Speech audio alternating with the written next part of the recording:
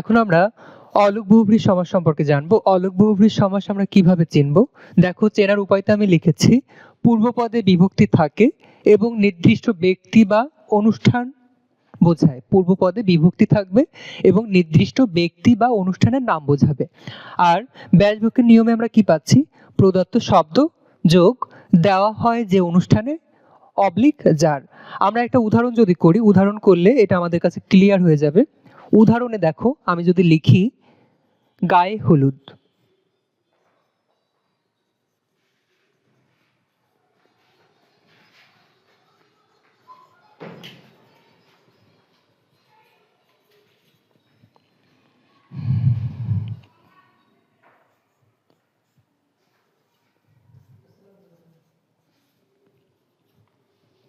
দেখো আমি লিখেছি গায়ে হলুদ, মুখ হাতে বেরি। প্রথমে আমরা দেখে আসবো আমাদের যে চেনার উপায়তে অলুক বহুব্রীহি সমাস এটা হচ্ছে কি হচ্ছে না, চেনার উপায়ের সাথে আমাদের মিল আছে কিনা সেটা আমরা দেখব। আমাদের চেনার উপায়তে লিখেছি প্রথমে পূর্ব পদে বিভক্তি থাকে। আমাদের পূর্ব পদে বিভক্তি থাকবে। আমাদের এখানে পূর্বপদ গায়ে হলুদের গায়ে, গায়ে এখানে এ বিভক্তি যুক্ত আছে, তার মানে 1 নাম্বার শর্ত প্রযোজ্য, খেটে গিয়েছে। আমরা আর একটা উদাহরণ দেখলাম, মুখে ভাত, এখানে মুখে এ বিভক্তি যুক্ত হয়েছে। হাতে বেরি, হাতে এ বিভক্তি যুক্ত হয়েছে। আমি যদি আবার লিখি, আর একটা উদাহরণ যদি লিখি, মাথায় পাগড়ি,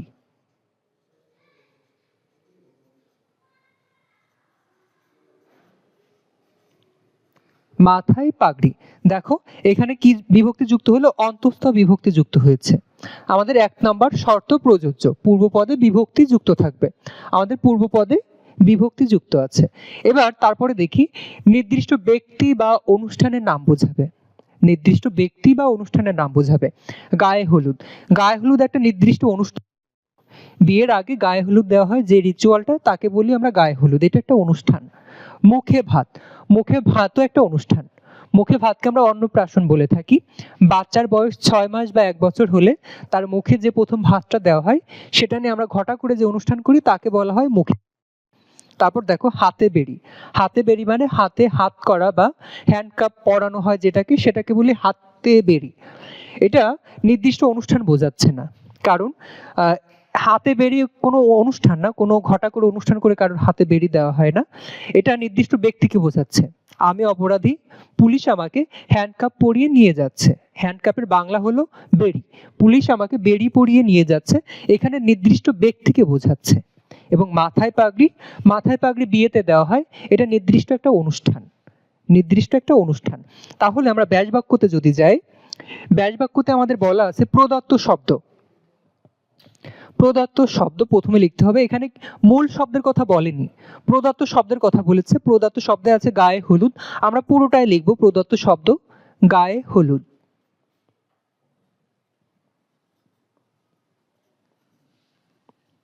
যেহেতু গায়ে হলুদ একটা অনুষ্ঠান, আমরা লিখবো দেওয়া হয় যে অনুষ্ঠান।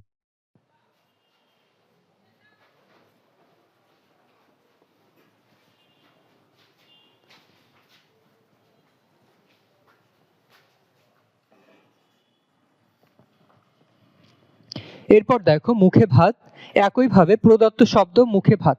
মুখে ভাতে প্রদত্ত শব্দ পুরোটাই লিখবো, মুখে ভাত লিখলাম, মুখে ভাত, মুখে ভাত। মুখে ভাত যেহেতু একটা অনুষ্ঠান, তাহলে লিখবো দেওয়া হয় যে অনুষ্ঠানে, দেওয়া হয় যে অনুষ্ঠানে। হাতে বেরি, প্রদত্ত শব্দ লিখবো প্রদত্ত শব্দ হাতে বেরি। যেহেতু এটা কোনো অনুষ্ঠান, এটা নির্দিষ্ট ব্যক্তিকে বোঝাচ্ছে, সুতরাং এখানে লিখবো যার, হাতে বেরি যার। মাথায় পাগড়ি, একইভাবে মাথায়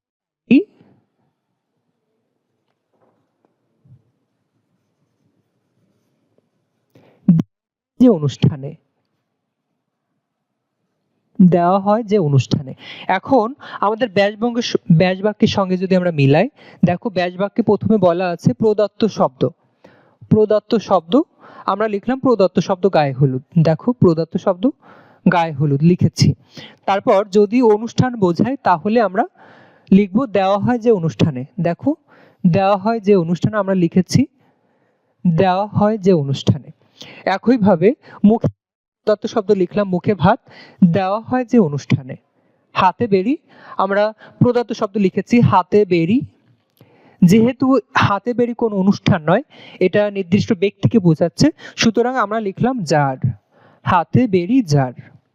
আর তারপরে দেখো মাথায় পাগড়ি, প্রদত্ত শব্দ মাথা এবং সূত্র অনুযায়ী দেওয়া হয় যে অনুষ্ঠানে, দেওয়া হয় যে অনুষ্ঠানে। এটা ছিল আমাদের অলুক ভুবরি সমাস। আশা করি তোমাদের বুঝতে সমস্যা হয়নি। আমরা অলুক ভুবরি কিভাবে চিনবো আরো একবার বলি।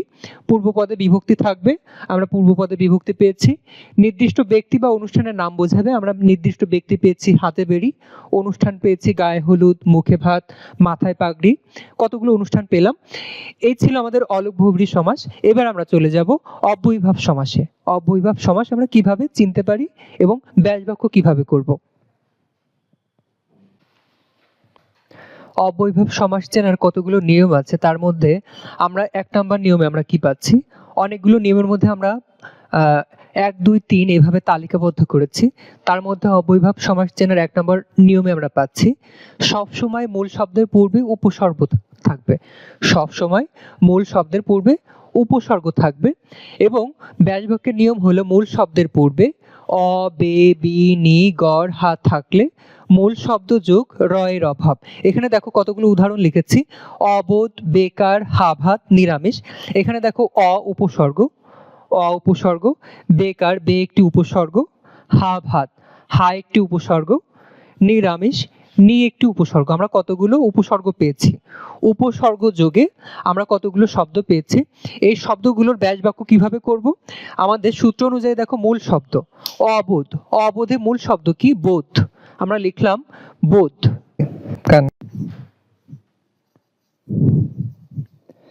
সূত্র অনুযায়ী আমরা কি পেলাম, বোধের অভাব। সূত্র অনুযায়ী মূল শব্দ লিখেছি বোধ, বোধের সঙ্গে র এর বিভক্তি, তাহলে হলো বোধের এবং অভাব।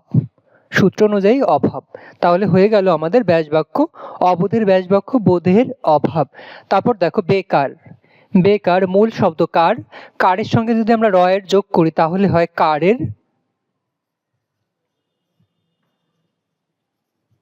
অভাব।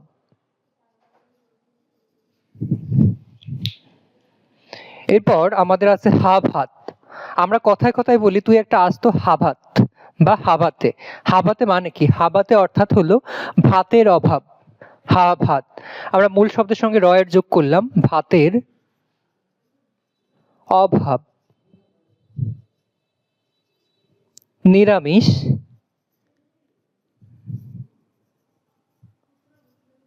আমিষের অভাব। দেখো আমরা কি পেলাম, আমরা কতগুলো আমাদের ব্যাসবাক্য নিয়ম ছিল মূল শব্দ, মূল শব্দ যোগ র এর যোগ অভাব। আমরা মূল শব্দ আমরা লিখেছি মূল শব্দ বোধ এবং এর যোগ করেছি বোধের অভাব, অভাব। তারপর দেখো বেকার মূল শব্দ কার এবং কারের সঙ্গে বিভক্তি যোগ করে হয়েছে কারের, আমি যদি এটাও এইভাবে বলি কারের এবং আমাদের সূত্র অনুযায়ী অভাব। একইভাবে হাভাত নিরামিষ, হাভাত ভাতের অভাব, নিরামিষ আমিষের অভাব। এই ছিল আমাদের অব্যয়ীভাব সমাস চেনার 1 নম্বর উপায়। এবার আমরা চলে যাব অব্যয়ীভাব সমাস চেনার 2 নম্বর উপায়ে।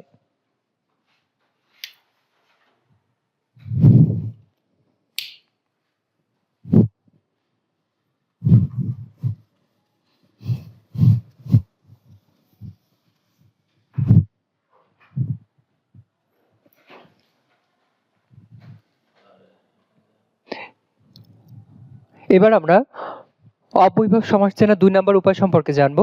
অব্যয়ীভাব সমাস চেনার 2 নম্বর উপায়ে আমরা প্রথমেই পাবো মৌলিক শব্দের পূর্বে, মৌলিক শব্দের পূর্বে যদি মৌলিক শব্দের পূর্বে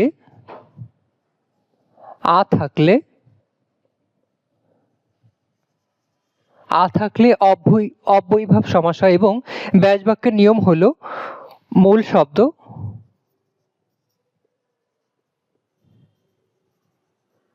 মূল শব্দ যোগ পর্যন্ত। আমরা অব্যয়ীভাব সমাস চেনার 2 নম্বর উপায়ে পাচ্ছি মৌলিক শব্দের পূর্বে মৌলিক শব্দের পূর্বে যদি আ থাকে তাহলে সেটা অব্যয়ীভাব সমাস হবে। এবং ব্যাস বাক্যর নিয়ম কি? মূল শব্দ যোগ। আমরা যদি কতগুলো আমি যদি এখন লিখি আমরণ,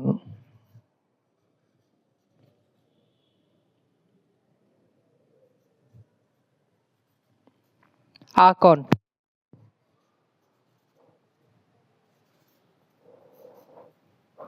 আজানো,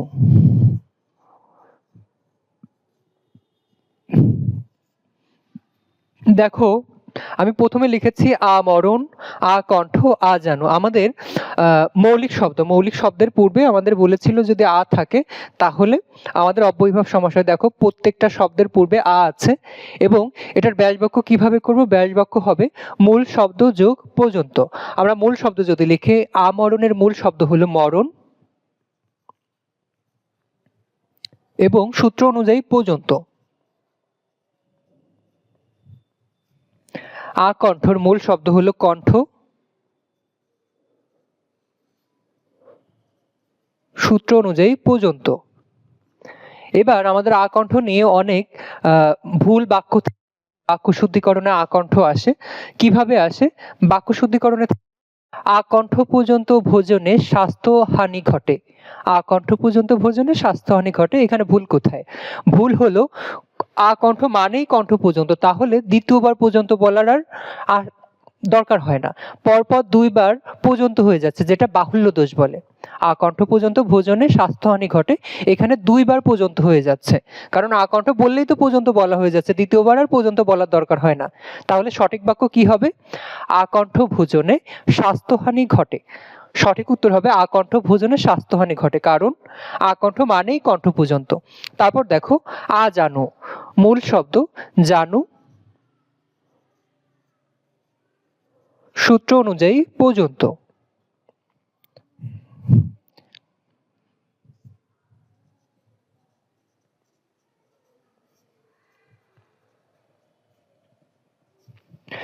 মূল শব্দ জানু, সূত্র অনুযায়ী পর্যন্ত। অনেকে জানে না যে আজানু, আজানুটা কি? জানু মানে হাঁটু, আজানু অর্থাৎ হাঁটু পর্যন্ত। আমরা যখন পানিতে নামি তখন বলি আজানু সমান বা হাঁটু পর্যন্ত জল, হাঁটু পর্যন্ত জল আছে। তাহলে আমরা অব্যয়ীভাব সমাস চেনা 2 নম্বর নিয়মে আমরা কি পেলাম? মৌলিক শব্দের পূর্বে আ থাকবে এবং ব্যাস বাক্য নিয়মে মূল শব্দ যোগ পর্যন্ত হবে। আমরা ব্যাস বাক্য পেয়েছি কতগুলো শব্দ, প্রথমে দেখো আমরণ, আকণ্ঠ, আজানু পেয়েছি এবং এদের ব্যাস বাক্য আমরা কিভাবে করলাম? মূল শব্দ যোগ পর্যন্ত।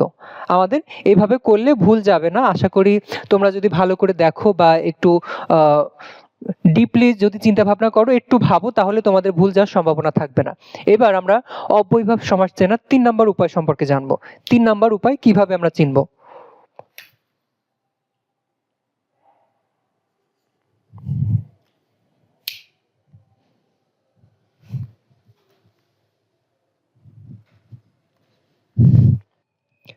অব্যয়ীভাব সমাস চেনার 3 নম্বর উপায়তে আমরা কি পাচ্ছি? প্রদত্ত শব্দের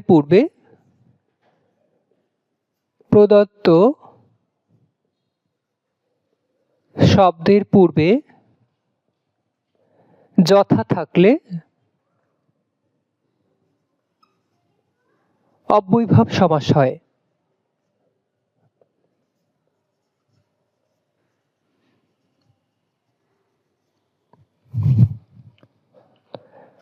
ব্যাস বাক্যের নিয়ম: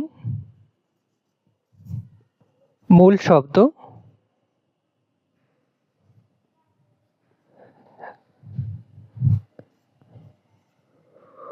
অতিক্রম না করে।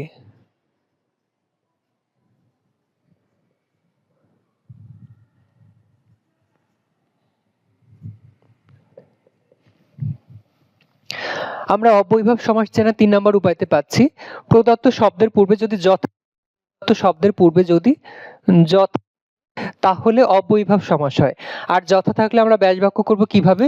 মূল শব্দ যোগ কে অতিক্রম না করে। মূল শব্দ যোগ কে অতিক্রম না করে। আমরা যদি কি হবে? আমরা যথা দিয়ে, যথা প্রথমে থাকবে যেহেতু, তাহলে আমরা যদি লিখি যথারীতি, যথেচ্ছা,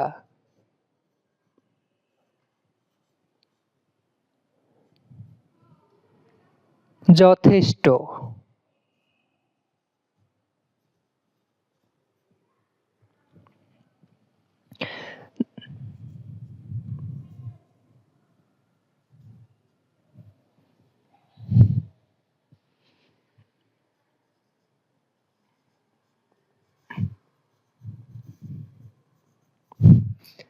দেখো আমি বোর্ডে কতগুলো শব্দ লিখেছি।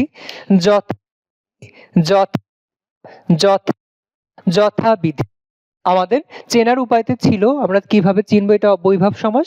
প্রদত্ত শব্দের পূর্বে যথা থাকবে। দেখো আমাদের পূর্ব পদে সবগুলোতে যথা আছে। যথারীতি পূর্ব পদে যথা পাচ্ছি, যথা।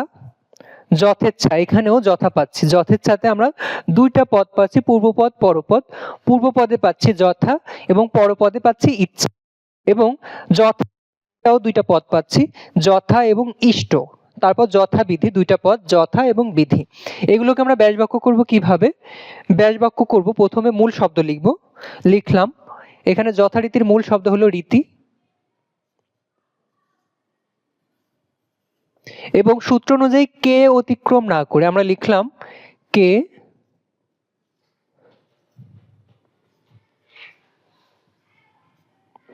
অতিক্রম না করে। তারপর যথেচ্ছা, এটা আমরা মূল শব্দ লিখব। মূল শব্দ কি? যথা যোগ ইচ্ছা, তাহলে মূল শব্দ হবে ইচ্ছা।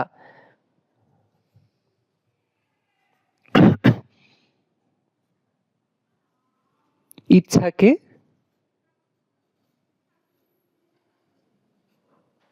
অতিক্রম না করে।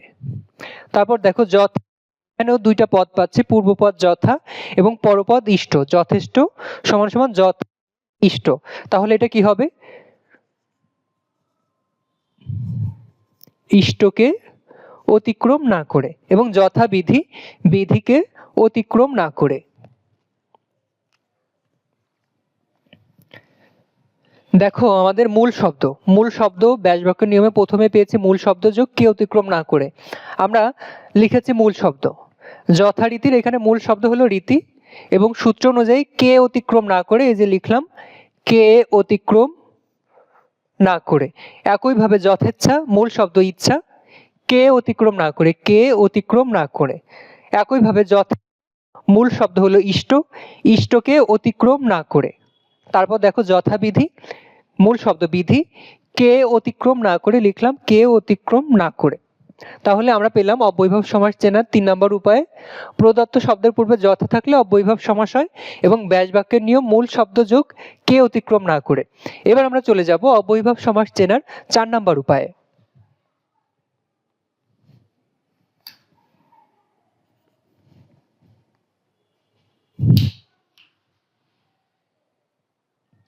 এবার আমরা অব্যয়ীভাব সমাস চেনার 4 নম্বর উপায় সম্পর্কে জানবো। অব্যয়ীভাব সমাস চেনার 4 নম্বর উপায়ে আমরা পাচ্ছি মূল শব্দের পূর্বে যদি উপু থাকে তাহলে অব্যয়ীভাব সমাস হয়। মূল শব্দের পূর্বে যদি উপু থাকে তাহলে অব্যয়ীভাব সমাস হয়, এবং ব্যাস বাক্যের নিয়ম হলো মূল শব্দ যোগ রয়ের, মূল শব্দের সঙ্গে আমরা রয়ের যোগ করব বিভক্তি, এবং সাথে কি যোগ করব? সমীপে অথবা সাদৃশ্য। সমীপে কখন যোগ করব? সাদৃশ্য কখন যোগ করব? সমীপে যোগ করব নিকটে বা কাছে বোঝালে। নিকটে বা কাছে। এবং সাদৃশ্য কখন যোগ করব? সাদৃশ্য যোগ করব ক্ষুদ্র অর্থে। ক্ষুদ্র অর্থে। আমরা ব্যাস বাক্যের নিয়মে পাচ্ছি মূল শব্দ যোগ রয়ের যোগ সমীপে অথবা সাদৃশ্য। যদি নিকটে বা কাছে বোঝায় তাহলে আমরা সমীপে লিখব, যদি ক্ষুদ্র অর্থ বোঝায় তাহলে আমরা সাদৃশ্য লিখব। এবার আমরা উদাহরণে চলে যাই। প্রথমে দেখো লিখেছি উপকূল, উপকণ্ঠ, উপজেলা, উপগ্রহ। তাহলে উপকূলের ব্যাস বাক্য কি হবে? প্রথমে মূল শব্দ লিখলাম, মূল শব্দ এখানে কি? কুল, লিখলাম কুলের। রয়ের যোগ করে আমরা পেয়েছি কুলের। এবার আমরা কি লিখবো, সমীপে নাকি সাদৃশ্য? উপকূল বলতে কি বোঝায়, নিকটে বোঝায় নাকি ক্ষুদ্র অর্থ বোঝায়? উপকূল বলতে আমরা জানি যে নিকটে বোঝায়, উপকূল মানে উপকূলবর্তী, নদীর কাছে বা সমুদ্রের কাছে, কাছাকাছি অঞ্চলকে বোঝায়। তাহলে আমরা এখানে লিখবো কূলের সমীপে।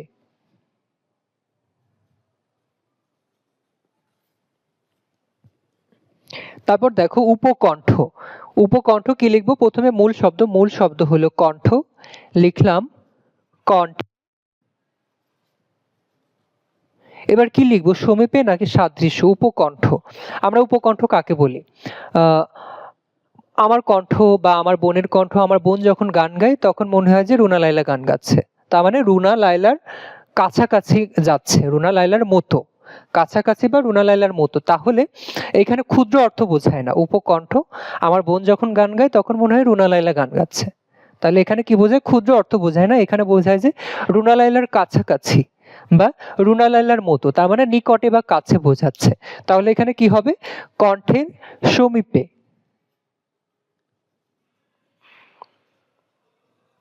তারপর দেখো লিখেছি উপজেলা। উপজেলা মানে কি, উপজেলা মানে জেলার মতো ছোট শহরকে আমরা উপজেলা বলি। উপজেলা মানে জেলার ক্ষুদ্র অংশ, জেলার ক্ষুদ্র অংশকে আমরা উপজেলা বলি। তাহলে এটা কি লিখবো, মূল শব্দ জেলা, সঙ্গে র যোগ করলাম, জেলার সাদৃশ্য।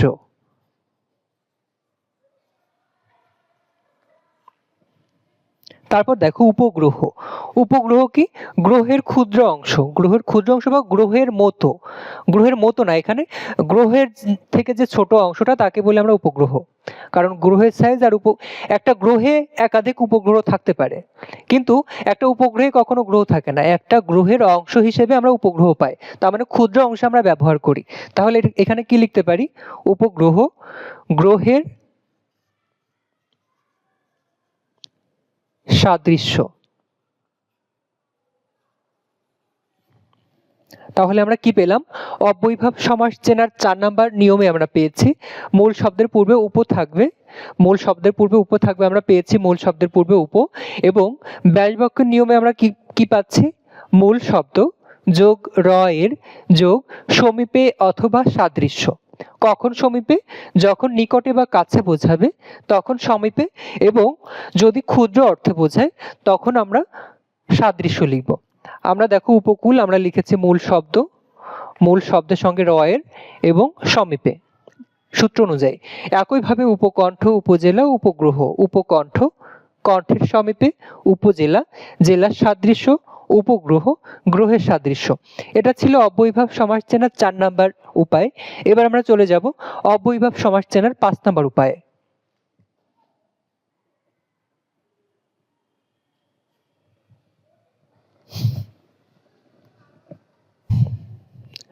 এবার আমরা অব্যয়ীভাব সমাস চেনার 5 নাম্বার নিয়মে আমরা কি পাচ্ছি, শব্দের প্রথমে যদি,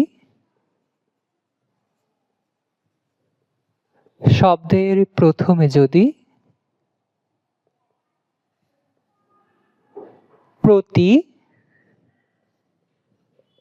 ফি, অনু, হর, তাহলে ব্যাস বাক্যের নিয়ম হবে মূল শব্দ যোগ মূল শব্দ। আমরা কি পেলাম, শব্দের প্রথমে যদি প্রতি অনুহর থাকে, শব্দের প্রথমে প্রতি ফি অনুহর থাকে তাহলে সেটা অব্যয়ীভাব সমাস হয়, এবং প্রতি ফি অনুহর থাকলে ব্যাস বাক্যের নিয়ম হবে মূল শব্দ যোগ মূল শব্দ। আমরা যদি কতগুলো উদাহরণ লিখি, ফি দিয়ে যদি উদাহরণ লিখি, ফি হপ্তা, প্রতি বছর,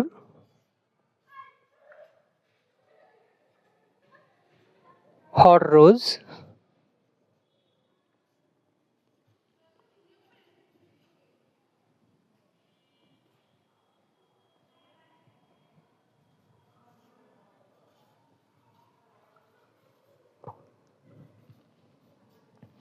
দেখো এখানে কতগুলো শব্দ লিখেছি, প্রতি হপ্তা, ফি হপ্তা, প্রতি বছর, হর রোজ, প্রতিক্ষণ। আমাদের চেনার উপায়তে শুরুতে ছিল শব্দের শুরুতে প্রতি থাকবে, ফি থাকবে, অনু, হর। দেখো আমার প্রথমে পেয়েছি শব্দের শুরুতে ফি, এখানে ফি পেলাম। তারপর দেখো প্রতি বছর, বছরের শুরুতে পেলাম প্রতি, হর রোজ, রোজের আগে পেয়েছি হর, আবার প্রতি বছর, এখানে প্রতি। পূর্ব পদে আমরা দেখো চেনার উপায়তে প্রতি, ফি, অনু, হর আমরা সবগুলো পেয়েছি। ফি, প্রতি, হর পেয়েছি। এবার ব্যাস বাক্য কিভাবে করব? মূল শব্দ যোগ মূল শব্দ। আমাদের ফি হপ্তা, এখানে মূল শব্দ কোনটি? হপ্তা, এখানে মূল শব্দ হলো হপ্তা। তাহলে আমাদের ব্যাস বাক্য কি হবে? মূল শব্দ যোগ মূল শব্দ, তাহলে হপ্তা,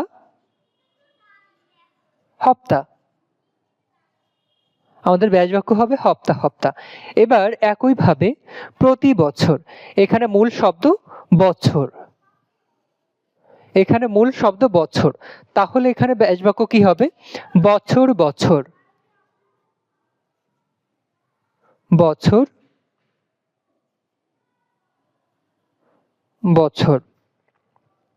তারপর দেখো হর রোজ, এখানে কি হবে? রোজ।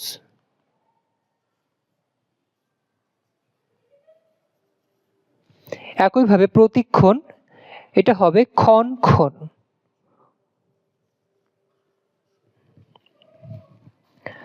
আমরা কি পেলাম? যদি শব্দের শুরুতে প্রতি, ফি, অনু, হর থাকে তাহলে আমাদের ব্যাস বাক্যের নিয়ম মূল শব্দ যোগ মূল শব্দ। আমরা কতগুলো সমস্ত পদ পেয়েছি? ফি হপ্তা, প্রতি বছর, হর রোজ, প্রতিক্ষণ। ফি হপ্তা, আমাদের ব্যাস বাক্যের নিয়ম যেহেতু মূল শব্দ আমরা মূল শব্দ লিখে দিয়েছি, হপ্তা। প্রতি বছর, বছর, হর রোজ, রোজ, প্রতিক্ষণ, ক্ষণ। এটা ছিল আমাদের অব্যয়ীভাব সমাস চেনার 5 নাম্বার উপায়। এবার আমরা চলে যাব অব্যয়ীভাব সমাস চেনার 6 নাম্বার উপায়ে।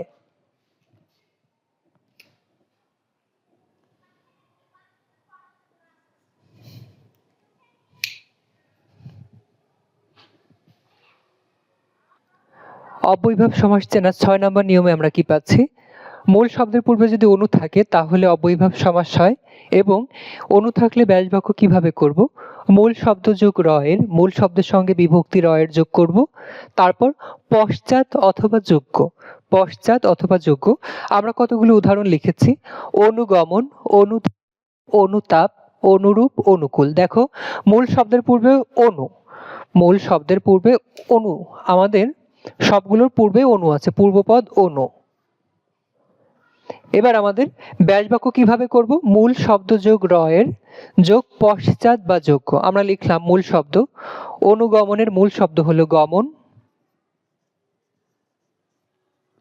তার সঙ্গে রয়ের যোগ করলাম গমনের পশ্চাৎ। একইভাবে অনুধাবন, ধাবনের পশ্চাৎ, অনুতাপ, তাপের পশ্চাৎ।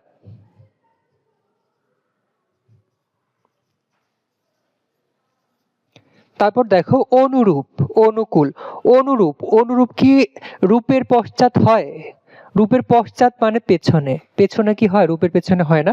এটা আমরা কি লিখতে পারি? যোগ্য, পশ্চাৎ অথবা যোগ্য। তাহলে অনুরূপ কি হবে? রূপের যোগ্য।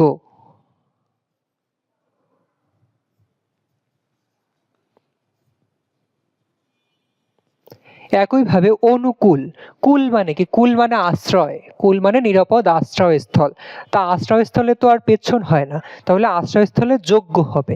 তাহলে কি লিখবো? কুলের যোগ্য।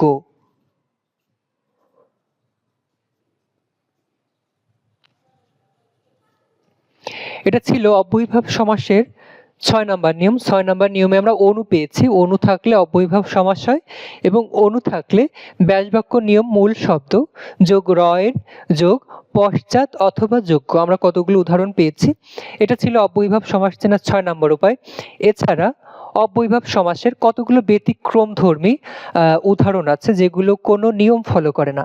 এবার আমরা চলে যাব ব্যতিক্রম কিছু সমাস সম্পর্কে জানবো। তার আগে বোর্ডটা আমি ক্লিন করি। অব্যয়ভাব সমাসের কতগুলো ব্যতিক্রমধর্মী উদাহরণ আছে যেগুলো কোনো রুলস ফলো করে না। আমি দেখো কতগুলো ব্যতিক্রমধর্মী উদাহরণ লিখেছি, এই সকলই অব্যয়ভাব সমাসের উদাহরণ। প্রথমে লিখেছি দেখো ফিকা লাল, ঘোলাটে, আষ্টে, আনত, আরক্তিম, নেমরাজি, পরোক্ষ, প্রতিকূল, প্রতিদান। এবার এগুলোর ব্যাসবাক্য কি হবে? ব্যাসবাক্যর দিকে যদি আমরা যাই তাহলে ফিকা লাল, ফিকা লাল মানে কি? হালকা লাল যেটাকে বলি তাকে বলে ফিকা। তাহলে আমরা কি লিখতে পারি? ঈষৎ, ঈষৎ লাল। তারপর দেখো ঘোলাটে, ঘোলাটে কি? ঈষৎ ঘোলা বা হালকা ঘোলা।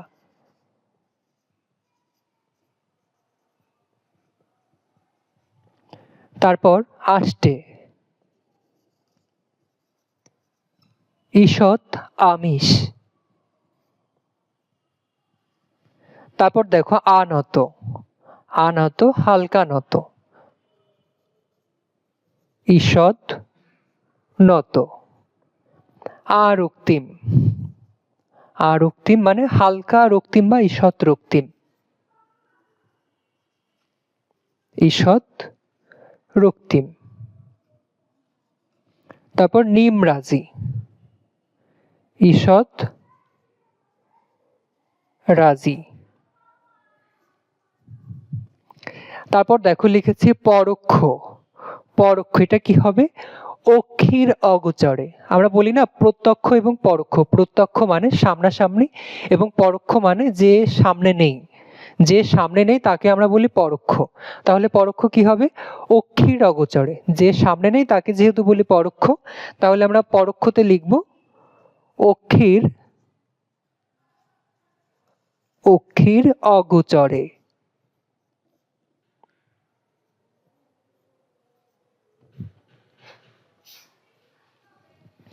তারপর দেখো প্রতিকূল, প্রতিকূল কি?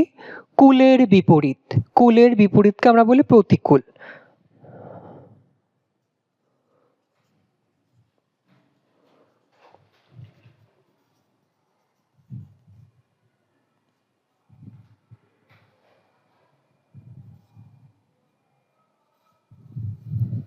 আর একটা বাকি থেকে গেল প্রতিদান। প্রতিদান কি হবে? আমাদের একটা কবিতা আছে, প্রতিদান হলো দানের বিপরীত, দানের বিপরীত।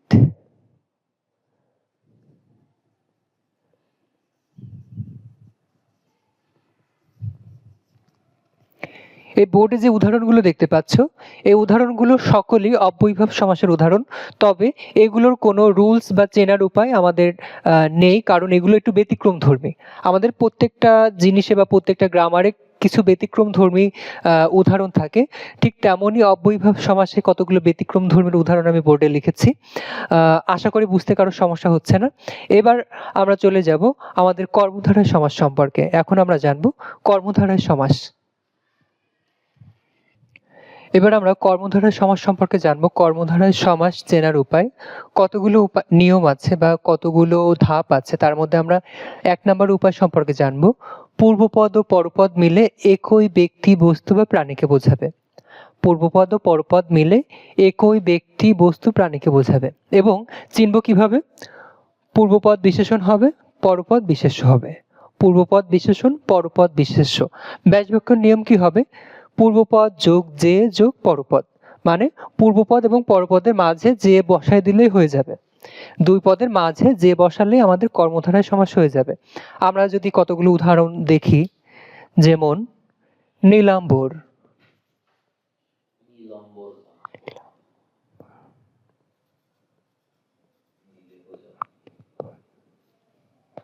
তারপর যদি বলি নীল পদ্ম,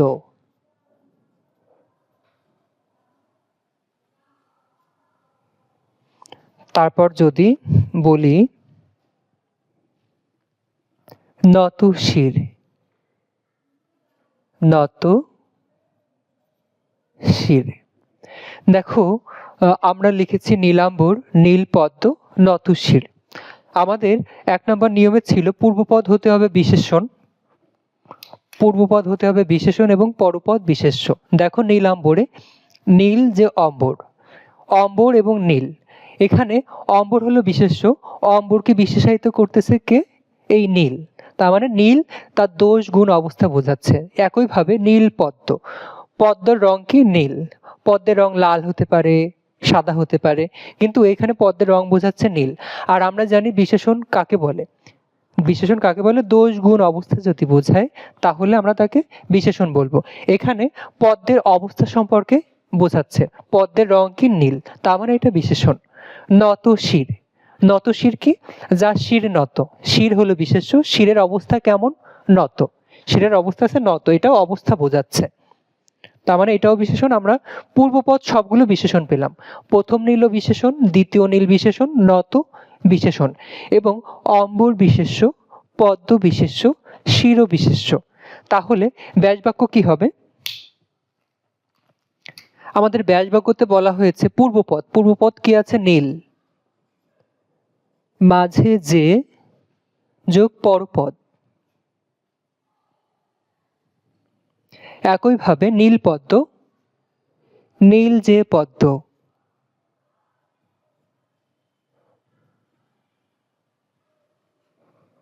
নত শির, নত যে শির। এটা গেল আমাদের কর্মধারয় সমাস চেনার 1 নম্বর উপায়। 1 নম্বর উপায় পূর্বপদ বিশেষণ, পরপদ বিশেষ্য। এবার আমরা চলে যাব কর্মধারয় সমাস চেনার 2 নম্বর উপায়। 2 নম্বর উপায় সেম টু সেম, শুধু পার্থক্য কোথায় আছে, আমরা এখানে লিখেছিলাম বিশেষণ যোগ বিশেষ্য, এইবার হয়ে যাবে বিশেষ্য যোগ বিশেষণ, বিশেষ্য যোগ বিশেষণ। আমরা উদাহরণগুলো মুছে ফেলি।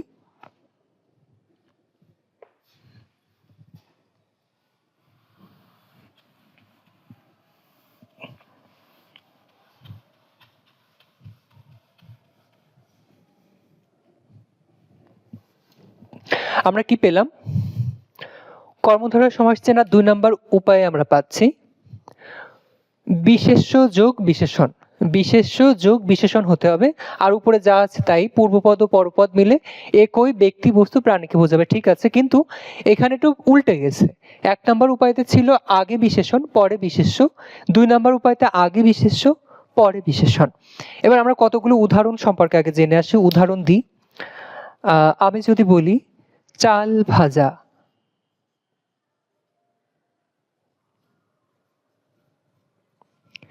বেগুন পোড়া,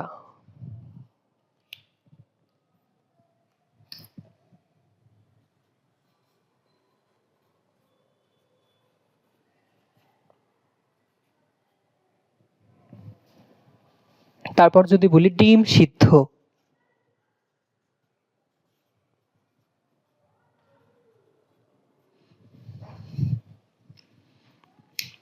এবার এগুলোর ব্যাসবাক্য কি হবে, এগুলোর ব্যাসবাক্য কি হবে, ব্যাসবাক্য হবে পরপদ যোগ যে যোগ পূর্বপদ, পরপদ যোগ যে যোগ, এই সম্পূর্ণটা উল্টে যাবে,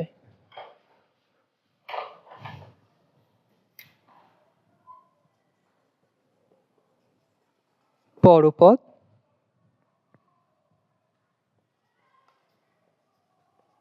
পূর্বপদ। তাহলে কি হবে, চাল ভাজা, ভাজা যে চাল, চাল ভাজা কি হবে, ভাজা যে চাল, পরপদ ভাজা সূত্র অনুযায়ী যে, এবং পূর্বপদ চাল বা বিশেষ্য, এখানে বিশেষ্য লিখতে পারি বিশেষ্য। একইভাবে বেগুন পোড়া, পোড়া যে বেগুন,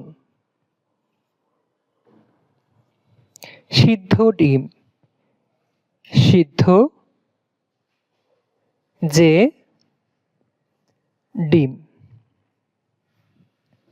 দেখো আমাদের সূত্রে বলা হয়েছিল, আমাদের 2 নম্বর নিয়মের শর্ত ছিল পূর্বপদ হতে হবে বিশেষ্য, পূর্বপদ হতে হবে বিশেষ্য। আমাদের চাল, চাল এটা বিশেষ্য শব্দ, বেগুন এটাও বিশেষ্য, ডিম এটাও বিশেষ্য, এবং পরপদের কথা বলা হয়েছিল বিশেষণ, ভাজা চালকে বিশেষায়িত করতেছে, চালের রূপ কি?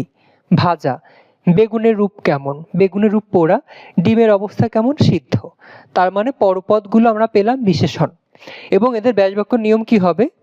ব্যাসবাক্য নিয়ম হলো পরপদ যোগ যে যোগ পূর্বপদ বা বিশেষ্য। পরপদ যোগ যে যোগ বিশেষ্য। আমরা পরপদ সমান সমান পরপদ পেয়েছি এখানে ভাজা, যে যোগ করে দিলাম এবং বিশেষ্য চাল। একইভাবে সবগুলো উদাহরণ দেখো একই আছে। এবার আমরা চলে যাব আমাদের কর্মধারয় সমাস চেনার 3 নাম্বার উপায়তে।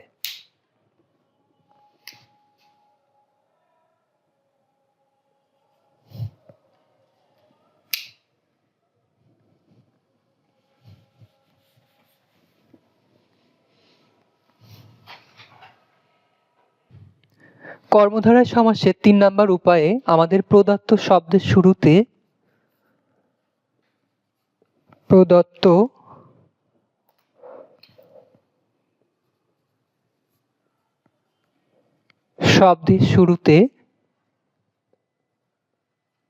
কদ বা কা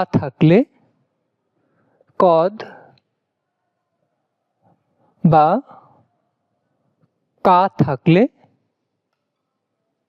কর্মধারয় সমাস হয়। এবার প্রদত্ত শব্দের শুরুতে যদি কদ বা কা থাকে তাহলে আমরা ব্যাসবাক্য করব কিভাবে? তাহলে ব্যাসবাক্যের নিয়মে আসবে কু যোগ মূল শব্দ।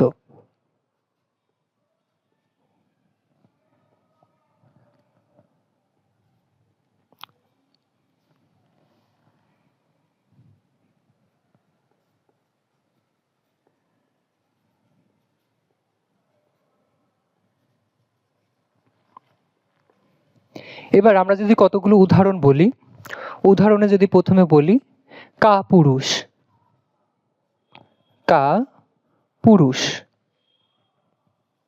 তারপর যদি বলি কদাকার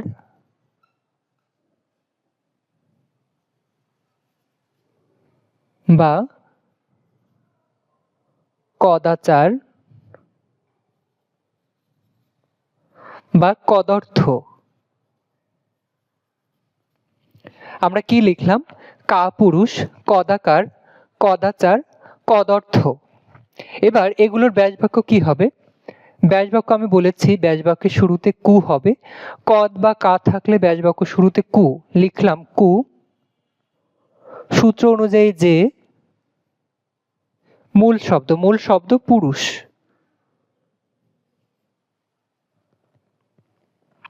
তোমরা দেখো আমাদের কদ বা কা থাকলে আমাদের দেখো প্রত্যেকটা শব্দে আমাদের শুরুতে কদ বা কা আছে। প্রথমে কা আছে, পরে কদ, দেখো পরবর্তীতে আমাদের একটা মূল শব্দ আছে। ব্যাসবাক্যের নিয়ম প্রথমে আমরা কু দিয়েছি, তারপর যে দিয়েছি, তারপর মূল শব্দ। আমাদের কাপুরুষের মূল শব্দ হলো পুরুষ, আমরা মূল শব্দ দিয়েছি পুরুষ। তাহলে ব্যাসবাক্য কি দাঁড়ায়? কু যে পুরুষ। একইভাবে কদাকার কি হবে? কু যে আকার, কু যে আকার। কদাকারের পূর্বপদ এবং পরপদ কি? কদাকারের পূর্বপদ হলো কদ এবং পরপদ হলো আকার। একইভাবে কদাচারের দুইটা পদ আছে, পূর্বপদ এবং পরপদ। পূর্বপদ হলো কদ এবং পরপদ হলো আচার। তাহলে এটা কি হবে? কু যে আচার। এরপর দেখো কদর্থতে দুইটা পদ আছে, পূর্বপদ পরপদ। দুইটা পদ, একটা হলো কদ আর একটা হলো অর্থ। তাহলে কি হবে? সূত্র অনুযায়ী কু যোগ যে যোগ পরপদ হলো অর্থ। তাহলে আমরা কি পেলাম? কদর্থ, কু যে অর্থ। এটা ছিল আমাদের কর্মধারয় সমাস চেনার 3 নাম্বার উপায়। এবার আমরা চলে যাব পরবর্তী ধাপে হলো মধ্য পদলোপী কর্মধারয় সমাস। মধ্য পদলোপী কর্মধারয় সমাস কাকে বলে সেটা সম্পর্কে জানবো। তার আগে বোর্ডটা ক্লিন করব।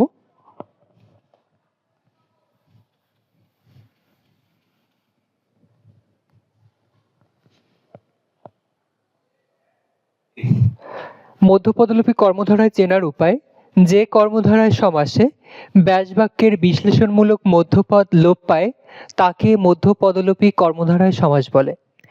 যে কর্মধারায় সমাসে ব্যাসবাক্যের বিশ্লেষণমূলক, অর্থাৎ আমরা যে সমাস করতে গেলে দুইটা অংশ পাই, একটা হলো ব্যাসবাক্য আর একটা হলো সমস্ত পদ। সমস্ত পদের মধ্যে আমরা দুইটা পদ পাই, পূর্বপদ এবং পরপদ। সমস্ত পদের মধ্যে পূর্বপদ পরপদ পাচ্ছি। আর একটা অংশ যেটা আমরা করি, বিশ্লেষণ করি, সেটা হলো ব্যাসবাক্য।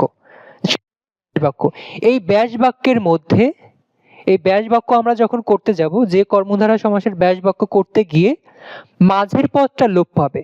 ব্যাসবাক্যের অংশের মাঝের পদ লোপ পেয়ে আমাদের যে সমস্ত পদে পূর্বপদ এবং পরপদ থাকবে, সেটা হলো মধ্যপদলোপী কর্মধারা। এটা যদি আমি উদাহরণ দিই তোমাদের ক্লিয়ার হয়ে যাবে। আমি যদি লিখি ঘি ভাত,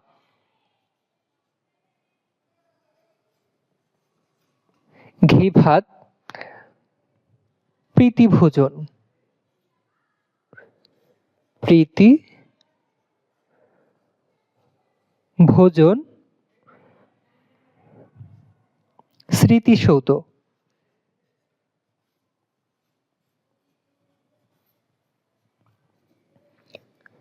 দেখো কতগুলো আমি শব্দ লিখেছি। প্রথমে লিখেছি ঘি ভাত। ঘি ভাত মানে কি? ভাতকেই তো আমরা ঘি ভাত বলি। তাহলে আমি যদি লিখি ভাত, ঘি মাখা ভাত। দেখো আমাদের পূর্বপদ এবং পরপদ, এখানে পূর্বপদ এবং পরপদ, পূর্বপদ এবং পরপদের মাঝে যে অংশটা থাকে, এই অংশটা আমাদের এই সমস্ত পদে এসে লোপ পাচ্ছে। আমাদের মধ্যপদলোপী কর্মধারায় চেনার উপায়তে বলা হয়েছে ব্যাসবাক্যে বিশ্লেষণমূলক। ব্যাসবাক্যে বিশ্লেষণমূলক অর্থ, এটা একটা ব্যাসবাক্য। এই ব্যাসবাক্যে আমি যে বিশ্লেষণ করেছি, বিশ্লেষণমূলক যে মধ্যপদ, এই মধ্যপদ সমস্ত পদে এসে লোপ পাবে। তার মানে যে কর্মধারায় সমাসে ব্যাসবাক্যের মধ্যপদ, যে কর্মধারায় সমাসে ব্যাসবাক্যের মধ্যপদ সমস্ত পদে এসে লোপ পাবে, সমস্ত পদ অর্থাৎ এইটা ঘি ভাত সমস্ত পদে এসে লোপ পাবে, তাকে বলে মধ্যপদলোপী কর্মধারায় সমাস। আমি আবারও বলি, যে কর্মধারায় সমাসে ব্যাসবাক্যের মধ্যপদ, এটা হলো ব্যাসবাক্য, ব্যাসবাক্যের মধ্যপদ হলো মাখা। যে কর্মধারায় সমাসে ব্যাসবাক্যের মধ্যপদ সমস্ত পদে এসে লোপ পাবে, সমস্ত পদ হলো ঘি ভাত, সমস্ত পদে এসে লোপ পাবে, তাকে বলি আমরা মধ্যপদলোপী কর্মধারায় সমাস। তাহলে একইভাবে আমি যদি প্রীতি ভোজন, প্রীতি ভোজন এটা যদি ব্যাসবাক্য করতে যাই, তাহলে কি হয়? প্রীতি ভোজন, প্রীতি উপলক্ষে ভোজন। দেখো পূর্বপদ পূর্বপদের মতো, পরপদ পরপদের মতো থেকে গেছে। আমি যদি এই মাঝের পদটা উঠাই দিই, এই মাঝের পদ অর্থাৎ উপলক্ষে যদি উঠাই দিই, তাহলে আমার পূর্বপদ এবং পরপদ যা আছে তাই। দেখো প্রীতিভোজন, পূর্বপদ হলো প্রীতি, এই যে পূর্বপদ প্রীতি, ভোজন পরপদ, যা আছে তাই থেকে যাচ্ছে যদি আমি মাঝের পদটা উঠাই। আর যে সমাসে, যে কর্মধারা সমাসে মাঝের পদ উঠে পূর্বপদ এবং পরপদ অক্ষত অবস্থায় থেকে যায়, তাকেই আমরা বলবো মধ্যপদলোপী কর্মধারায়। এবার স্মৃতিসৌধ, স্মৃতিসৌধ কি হবে? স্মৃতি সূচক সৌধ। স্মৃতিসৌধ কি? স্মৃতি সূচক সৌধ। আমি যদি এবার বলি ঘি ভাত তো বললাম, এবার যদি আমি বলি ঘর জামাই, ঘর জামাই কি হবে? ঘর আশ্রিত জামাই, ঘর আশ্রিত জামাই। মাঝের আশ্রিত যদি আমি উঠাই দিই, তাহলে দেখো ঘর জামাই ঘর জামাই থেকে যাচ্ছে, মাঝের পদটা লোপ পাচ্ছে। ঘর জামাই আশ্রিত জামাই। আমি যদি বলি পলান্ন, পলান্ন অর্থাৎ বিরিয়ানি ভাত, তাহলে কি হবে? পল মিশ্রিত অন্ন, মাঝখানের মিশ্রিত মধ্যপদ, মধ্যপদ আমি যদি উঠাই দিই, তাহলে পল অন্ন, পলান্ন, পল মিশ্রিত অন্ন, যা আছে তাই থেকে যাবে।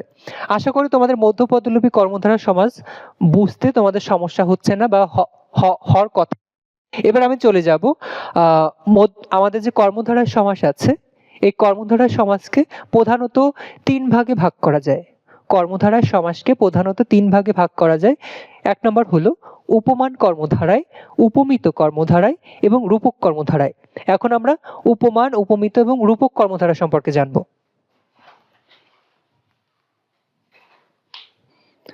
উপমান কর্মধারয় সমাস চেনার নিয়ম। উপমান কর্মধারয় সমাস আমরা চিনব কিভাবে? পূর্বপদ ও পরপদের তুলনার ভিতর সম্পূর্ণ মিল থাকবে।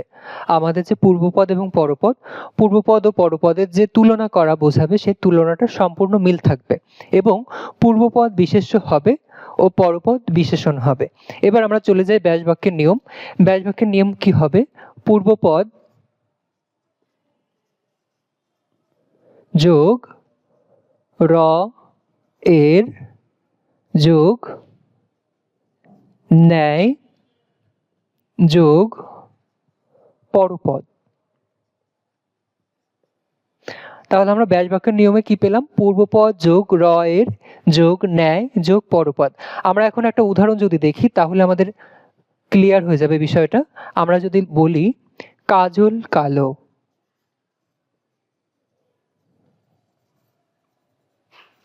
কাজল কালো, অরুণ রাঙা,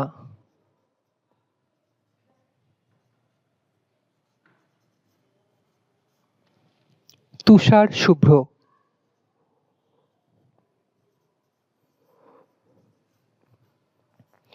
দেখো এখানে আমি তিনটা শব্দ লিখেছি। প্রথমে লিখেছি কাজল কালো, অরুণ রাঙা, তুষার শুভ্র।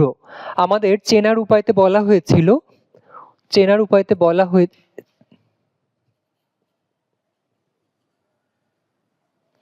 আমাদের উপমান কর্মধারায় চেনার উপায়তে বলা হয়েছিল পূর্বপদ ও পরপদের যে তুলনা হবে, তুলনার ভিতর সম্পূর্ণ মিল থাকবে, তুলনার ভিতর সম্পূর্ণ মিল থাকবে। দেখো আমাদের বলা হয়েছে কাজল কালো, কাজলকে তুলনা করা হচ্ছে কালোর সাথে। এবার আমরা দেখি কাজলের রংটা কেমন। কাজল তো কালোই হয়, আর কালো কালো, তার মানে এটা সত্য। এখানে কোনো মিথ্যার বালাই নেই, আমাদের সম্পূর্ণ মিল আছে। পূর্বপদ এবং পরপদের মধ্যে সত্যতা আছে। কাজল কালো, কাজলের রং কালো। একইভাবে অরুণ রাঙা, অরুণ পূর্বপদ, রাঙা পরপদ। অরুণ, অরুণ মানে কি সূর্য, সূর্য রাঙা, এটা পূর্বপদ পরপদের মধ্যে মিল আছে, সত্য, সত্যতা প্রমাণিত। তারপর দেখো তুষার শুভ্র, তুষারকে শুভ্রের সঙ্গে তুলনা করা হচ্ছে। তুষার মানে কি? তুষার মানে শীতকালে যে তুষারপাত হয়, যে বরফ পেঁজা তুলোর মতো সেটা। এবং শুভ্র, শুভ্র মানে কোমল বা সাদা। আমাদের তুষারের রং সাদা বা কোমল, তার মানে এখানে সব সত্যতা পাচ্ছি, এখানে কোনো মিথ্যার বালাই নেই, সবগুলো সত্য, পুরোটাই সত্য। এরকম যদি হয়, পূর্বপদ এবং পরপদের তুলনার মধ্যে যদি সম্পূর্ণ মিল থাকে, তাহলে আমরা সেটাকে কি বলবো? উপমান কর্মধারায় সমাস। সেটাকে কি বলবো? উপমান কর্মধারায়। এবং উপমান কর্মধারায় সমাসের ব্যাস বাক্যের নিয়ম পূর্বপদ যোগ র এর যোগ ন্যায়। আমরা লিখলাম পূর্বপদ কাজল, কাজলের সঙ্গে র এর যোগ করলে কাজলের, ন্যায়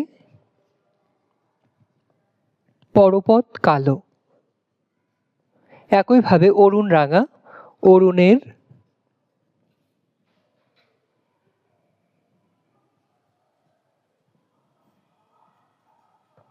ন্যায় রাঙা। তুষার শুভ্র,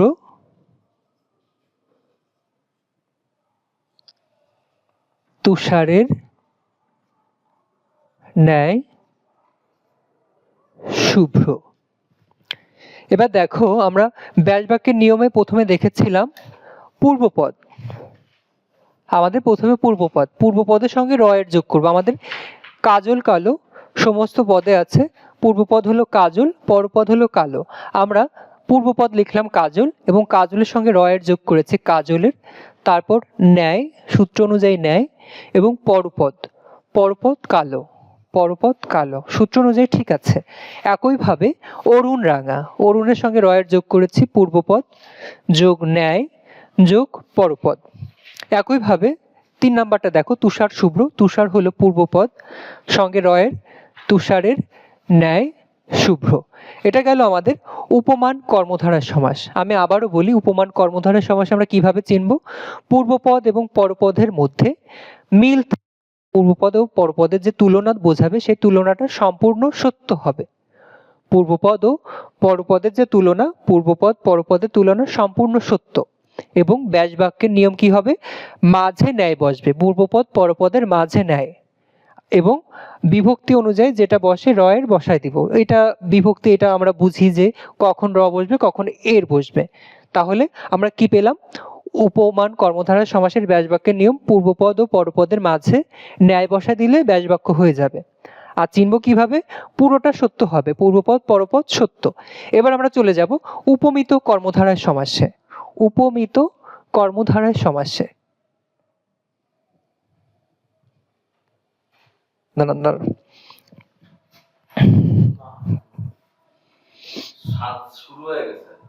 উপমিত কর্মধারয় সমাস আমরা কিভাবে চিনব? উপমিত কর্মধারয় সমাস চেনার উপায় হলো পূর্বপদ ও পরপদের তুলনার ভিতর আংশিক মিল থাকবে। পূর্বপদ ও পরপদের তুলনার মধ্যে আংশিক মিল থাকবে এবং উভয় পদ বিশেষ্য হবে। এবং উভয় পদ বিশেষ্য হবে। আমরা যখন উপমান কর্মধারয় সমাস সম্পর্কে শিখেছি বা জেনেছি তখন আমরা কি পড়েছিলাম? পূর্বপদ ও পরপদের তুলনার মধ্যে পুরোটাই মিল থাকবে, পুরোটাই সত্য। এখন উপমিত কর্মধারয়তে যখন আমরা আসলাম তখন পুরোটা সত্য না, আংশিক সত্য। আংশিক সত্য হবে এবং পূর্বপদ এবং পরপদ উভয় পদই বিশেষ্য হবে। আমাদের ব্যাসবাক্যের নিয়ম কি হবে? পরপদ যোগ পূর্বপদ যোগ র এর যোগ ন্যায়। সাথে একটা টিকা আছে, টিকাটা হলো ধরা ছোঁয়ার মধ্যে যেটা থাকবে সেটা প্রথমে বসবে। ধরা ছোঁয়ার মধ্যে যেটা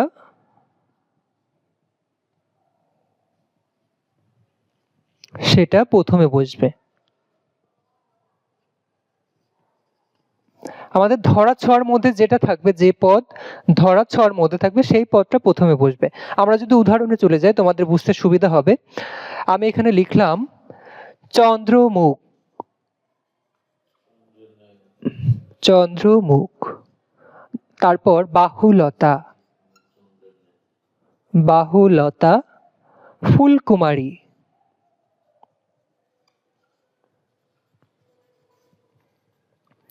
দেখো আমি কতগুলো শব্দ লিখেছি, চন্দ্রমুখ, বাহুলতা, ফুলকুমারী। আমাদের সূত্র অনুযায়ী ব্যাসবাক্য নিয়ম হবে পরপদ যোগ পূর্বপদ। আমাদের পরপদ আছে মুখ এবং পূর্বপদ হলো চন্দ্র। আবার এটা দেখো পরপদ আছে লতা। আমরা যদি বলি মুখ চন্দ্রের ন্যায়, ঠিক আছে, আবার এটা যদি বলি যে লতা বাহুর ন্যায়, এটা ভুল হয়ে যাবে। কারণ আমি বলেছি যেটা ধরা ছোঁয়ার মধ্যে হবে সেটা আমরা শুরুতে লিখবো। দেখো চন্দ্র এবং মুখ এই দুইটার মধ্যে ধরা ছোঁয়ার মধ্যে কোনটা? ধরা ছোঁয়ার মধ্যে মুখ। চন্দ্র কি ধরা ছোঁয়া যায়? যায় না। তাহলে যেটা ধরা ছোঁয়ার মধ্যে সেটা প্রথমে লিখবো, মুখ। মুখের সঙ্গে রয়ের, দুঃখিত, মুখ চন্দ্রের ন্যায়। একইভাবে দেখো বাহুলতা। বাহুলতা কি হবে? ধরা ছোঁয়ার মধ্যে কোনটা? লতা নাকি বাহু? আমি এখন শহরে থাকি, 10 তলার পরে থাকি, এখন আমি লতা কোথায় পাবো? কিন্তু বাহু, বাহু তো আমার কাছে আছে। তাহলে ধরা ছোঁয়ার মধ্যে বাহু, তাহলে কি লিখবো? বাহু লতার ন্যায়। বাহু লতার ন্যায়। একইভাবে ফুলকুমারী, কোনটা ধরা ছোঁয়ার মধ্যে যায়? কুমারী নাকি ফুল? আমি মরুভূমিতে থাকি, মরুভূমিতে কোনো ফুল নেই, কিন্তু কুমারী তো পাওয়া যায়। তাহলে কোনটা আগে হবে? কুমারী। কুমারী ফুলের ন্যায়।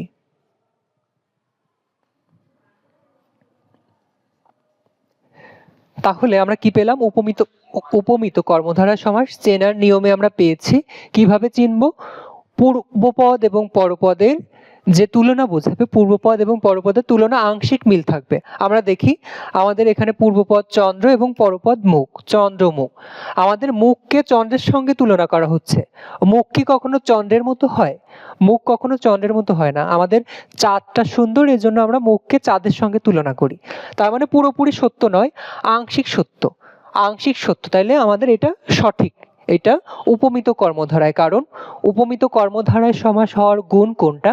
উপমিত কর্মধারায় সমাস তখনই হবে যখন দুইটা পদের মধ্যে আংশিক মিল থাকবে, পুরোপুরি মিল থাকবে না। উপমানে আমরা দেখেছিলাম পুরোপুরি মিল থাকে, যেমন কাজল কালো, পুরোপুরি মিল, কাজল কালোই হয়। কিন্তু এখানে আমরা পুরোপুরি মিল পাচ্ছি না, আংশিক মিল। একইভাবে বাহুলতা, বাহু, যাদের বাহু হচ্ছে চিকুন বা শুকনা তাদেরকে আমরা বলি যে ওর বাহুটা লতার মতো, তার মানে ওর স্বাস্থ্য শরীর অতটা ভালো না, হেলদি না, চিকুন, এজন্য ওকে আমি লতার সঙ্গে তুলনা করতেছি। এটা আমি তুলনা করতেছি, সত্যি সত্যি নয়, এটা আংশিক। এই জন্য আমরা এটা বলতে পারি উপমিত কর্মধারা সমাস। ফুলকুমারী, একটা মেয়ে বা একটা কুমারী মেয়ে, সে দেখতে সুন্দর, তাকে আমি ফুলের সঙ্গে তুলনা করতেছি। ফুল যেমন পবিত্র, সে কুমারীও পবিত্র, কিন্তু এটা কি সত্য? এটা সত্য নয়, এটা তার সাথে তুলনা করতেছে আংশিক, পুরোপুরি সত্য নয়।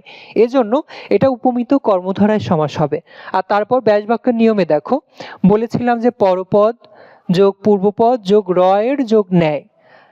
আমি পরপদ প্রথমটায় লিখেছি মুখ পরপদ, তারপর পূর্বপদ, পূর্বপদ চন্দ্র, চন্দ্রের সঙ্গে রয়ের যোগ করেছি, শেষে ন্যায়। একইভাবে বাহুলতা, বাহু কিন্তু এটা আবার পূর্বপদ হয়ে গেছে, আগেটা ছিল পরপদ, পরেরটা হয়ে গেছে পূর্বপদ। কিন্তু আমি বলেছি যে এই জিনিসটাও মাথায় রাখতে হবে, এইটা ভেরি ভেরি ইম্পর্টেন্ট। ধরা ছোঁয়ার মধ্যে যেটা, সেটা আগে লিখবো। আমাদের এটা সূত্র অনুযায়ী পরপদ হলেও আমাদের যে টিকা আছে, এই টিকাতে আমাদের বলা হয়েছে ধরা ছোঁয়া, এই জন্য আমরা এখানে এখানে পূর্বপদটা আগে লিখবো, এখানে পূর্বপদটা আগে লিখবো। আমাদের সূত্রই বলে পরপদ আগে লিখতে, কিন্তু আমাদের মাঝে মাঝে এমন কিছু ব্যতিক্রম থেকে যায় যে সূত্র অনুযায়ী গেলে ভুল হবে, সূত্র অনুযায়ী যদি পরপদ লিখি তাহলে ভুল হয়ে যাবে। এই জন্য এখানে পূর্বপদ আগে লিখবো, কেননা আমাদের টিকাতে বলা হয়েছে যেটা ধরা ছোঁয়া যাবে সেটা আগে লিখবো। একইভাবে ফুলকুমারী, কুমারী ফুলের ন্যায়, আমি যদি ধরা ছোঁয়ার মধ্যে যেটা সেটা আগে লিখি তাহলে আমাদের সূত্রের সাথেও অনেক সময় মিলে যাবে, আর কিছু কিছু ক্ষেত্রে মিলবে না, কিন্তু সেটা সঠিক। কিন্তু এইভাবে যদি আমরা সামনে আগাই ভুল যাওয়ার সম্ভাবনা থাকে, কিন্তু সূত্র এটাই, এটার সঙ্গে আমরা এটাও মনে রাখবো। এবার আমরা চলে যাব রূপক কর্মধারয় সমাস। কর্মধারয় সমাস তিন প্রকার, উপমান পেলাম, উপমিত পেলাম, এবার যাব রূপক কর্মধারয় সমাস।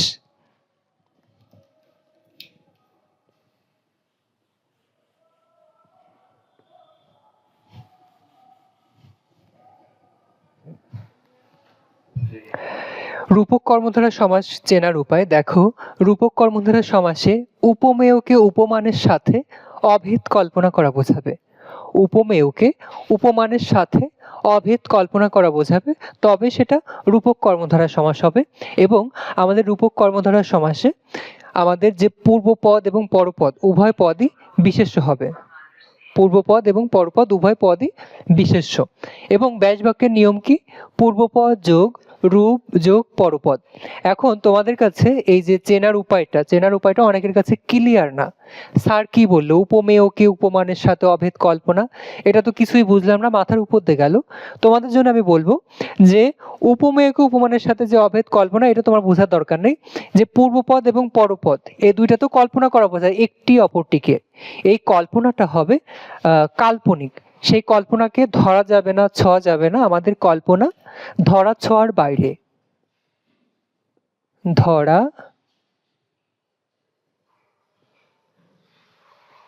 ধরা ছোঁয়ার বাইরে। আমাদের যে উপমান এবং দুঃখিত, উপমেয় এবং উপমান, আমাদের যে পূর্বপদ এবং পরপদের মধ্যে যে তুলনাটা করা বোঝাচ্ছে, এই তুলনায় যেটা বোঝাবে, যে তুলনাটা তো কল্পনা, এই তুলনা কখনো সত্য হয় না। আমরা ইংরেজিতে যেটাকে বলি হাইপার বলি, 1 কোটি বছর হয় তোমাকে দেখি না। মহাদেব শাহ বলেছেন 1 কোটি বছর হয় তোমাকে দেখি না। সত্যি সত্যি কি 1 কোটি বছর দেখে না? না, এটা অনেকদিন দেখে না, তাই এটা বলেছে 1 কোটি বছর হয় তোমাকে দেখি না। ঠিক তেমনই এখানে দেখো, উদাহরণে আমি লিখেছি শোক সাগর।